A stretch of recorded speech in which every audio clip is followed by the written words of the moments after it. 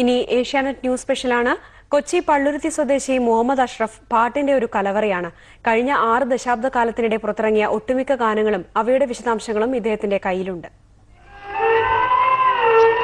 1948 പുറത്തിറങ്ങിയ നിറമാല എന്ന ചിത്രത്തിനു വേണ്ടി ജി ശങ്കരക്കുറുപ്പ് രചിച്ച നീരിലെ കുമിള പോലെ ജീവിതം എന്ന ഗാനം തുടങ്ങി ഏറ്റവും പുതിയ ഗാനങ്ങൾ വരെ, മെഹബൂബ് മുതൽ പുതുതലമുറയിലെ ഗായകരുടെ വരെ ഗാനങ്ങൾ.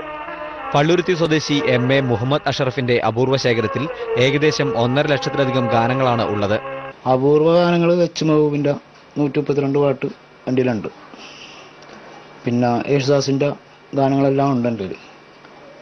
പിന്നെ പി സുശീല ആദ്യമായിട്ട് പാടിയ പാട്ടുണ്ട്, ജാനകി ആദ്യമായിട്ട് പാടിയ പാട്ടുണ്ട്, കൊച്ചിൻ ഇബ്രാഹിം ആദ്യമായിട്ട് പാടിയ പാട്ടുണ്ട്. പിന്നെ മറ്റുള്ള ചിത്ര ആദ്യമായിട്ട് പാടിയ പാട്ടുണ്ട്. സംഗീതപ്രേമികളായ സുഹൃത്തുക്കളുടെ സഹായത്തോടെയാണ് കഴിഞ്ഞ 2.5 ദശാബ്ദക്കാലം കൊണ്ട് അഷ്റഫ് ഇവ സമാഹരിച്ചത്.